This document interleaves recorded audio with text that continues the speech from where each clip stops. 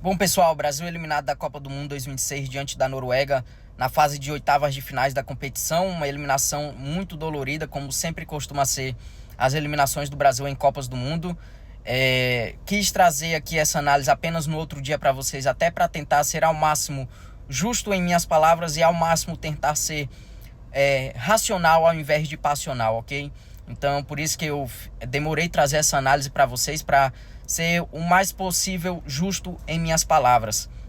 O fato é que o Brasil mereceu a derrota, mereceu a eliminação, porque o Brasil não soube ser eficiente o suficiente para conseguir a classificação. Vi muita gente dizendo que o Brasil teve pouca posse de bola, até indo contra a identidade que o Brasil sempre teve de ter a bola, do futebol arte, do jogo bonito, do joga bonito, mas eu vejo como uma maior preocupação e como o maior fator da eliminação do jogo em si a falta de eficiência nas chances que tivemos do que propriamente na posse de bola pequena que a gente teve durante a partida. Porque, poxa, quem trouxe o Carlo Ancelotti, que no caso foi a CBF, já sabia que o Ancelotti se caracterizou principalmente nos últimos anos por ter equipes que jogavam em transições, que buscavam muito mais não ter a bola para apostar nas transições rápidas, nos contra-ataques, principalmente potencializando o Vinícius Júnior no Real Madrid. A gente viu quantas vezes a gente viu um Real Madrid que era extremamente vencedor, mas que na maioria das vezes preferia não ter a bola para apostar na velocidade de seus pontas, né? Seja lá quem for seus atacantes. E a gente viu um Real Madrid muito vencedor sob o comando do Carlo Ancelotti jogando dessa forma. Então, já era de se esperar que ele fosse agir dessa forma também dentro da seleção brasileira, até para potencializar os pontas que a gente teve.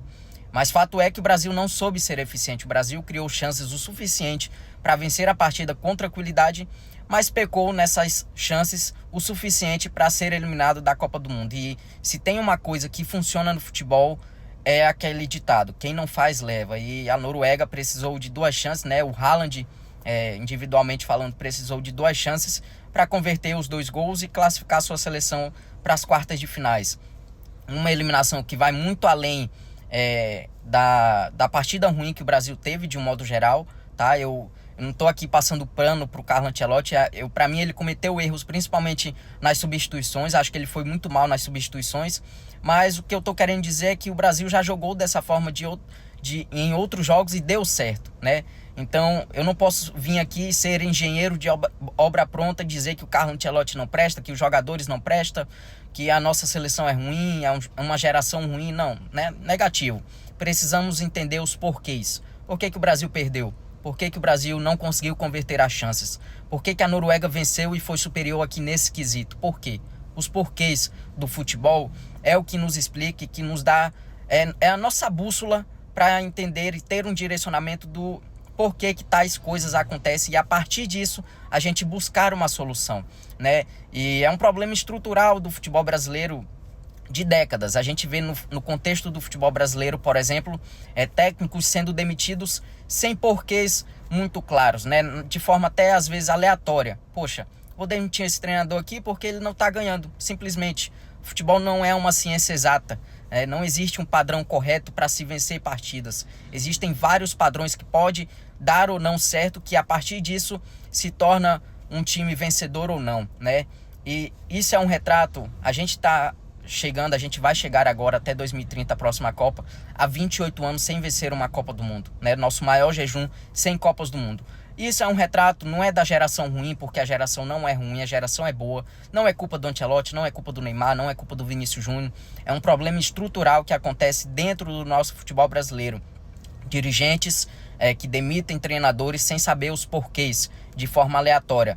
E isso causa nos treinadores um sentimento de imediatismo, de resultadismo. Poxa, eu prefiro jogar de uma forma mais reativa, de forma mais feia, indo contra até minhas ideias que eu tenho como essência de treinador, para eu vencer, porque eu preciso manter o meu cargo. Então, assim, isso explica muita coisa. Por que a gente não vê treinadores brasileiros na Europa, por exemplo?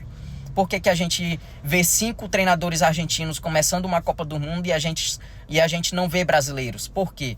O nosso técnico da seleção brasileira sempre foi um brasileiro. Por que agora tem que ser um estrangeiro?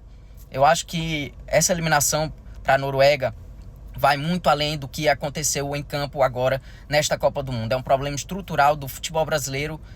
Então, assim, não tem como a gente melhorar algo começando de cima para baixo. É preciso ser de baixo para cima, né? Começando lá nas categorias de base, aprendendo a formar os nossos jogadores, né? Que eles não percam a sua essência, mas que também tenham responsabilidades desde cedo para entender a importância e como funciona o futebol atual, que é um futebol muito tático, físico, que exige muito de nossos atletas de modo geral. Então, assim, gente, não caiam na falácia de que, poxa, a geração é ruim, o técnico não presta. Gente, Carlo Ancelotti venceu 5 UEFA Champions League. Em todas as ligas que ele foi treinador, ele venceu. Por que ele não presta agora? Só na seleção brasileira que ele não presta? Como falei, vi muitos erros da parte dele, mas não podemos também condená-lo. É preciso também entender todo o contexto em que ele foi inserido. Um trabalho de apenas 1 ano, que não é o ideal, a gente sabe disso, é um ciclo muito mal conduzido pela CBF, uma mudança de treinadores constante. E aí, a partir disso, o Ancelotti chega, faltando 1 ano para a Copa, tendo que fazer mudanças, porque ele ainda está conhecendo o seu elenco, a forma melhor de jogar, e a partir disso, ele tenta encontrar um time. E além de tudo isso, a gente ainda teve os desfalques por lesão, né? A gente pode pegar Rodrigo, o Estevão, o Militão, o Wesley, que se machucou um pouquinho antes da Copa, o Paquetá, que se machucou dentro da Copa, o Rafinha, que se machucou dentro da Copa. São desfalques esses que a maioria deles, ou praticamente todos, seriam titulares da equipe. Então, além desse problema que foi do Ancelotti não ter tido um ciclo completo, também teve essas questões das lesões. Então, não estou aqui, mais uma vez, passando pano, mas estou trazendo os porquês dessa eliminação para vocês, que, como eu falei, vai muito além do que aconteceu no MetLife Stadium no dia de ontem, né? Uma eliminação que, como falei, foi muito dolorida por todo o contexto, por ficar com aquele sentimento de, poxa, dava para ter vencido, né? É muito frustrante ver a seleção brasileira caindo para uma seleção como a Noruega, que estava há 28 anos sem participar de uma Copa do Mundo. Mas é a realidade hoje do futebol mundial de um modo geral. As seleções estão mais preparadas. Não existe mais bobo no futebol, parece clichê, mas é verdade, não existe mais bobo no futebol.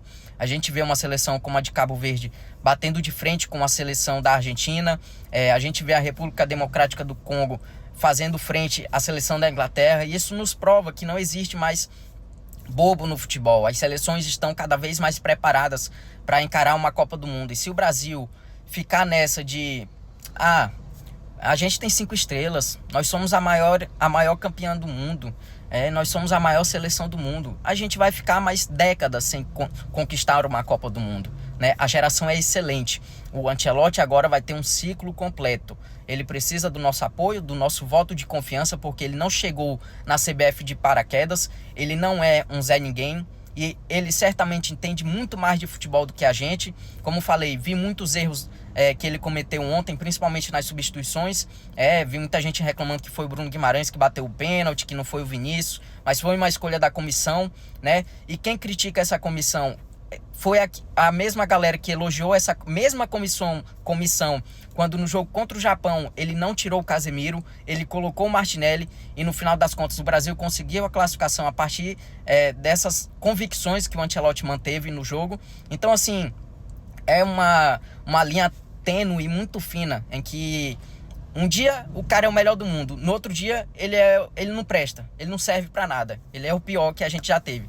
Não é assim que funcionam as coisas. A gente precisa, acima de tudo, entender os porquês, todo o contexto em que o Ancelotti está inserido, os jogadores estão inseridos, e infelizmente aconteceu essa eliminação tão precoce dentro de uma Copa do Mundo, mas que é reflexo da bagunça que vem sendo a CBF, não apenas neste ciclo, mas nas décadas mais recentes de um modo geral.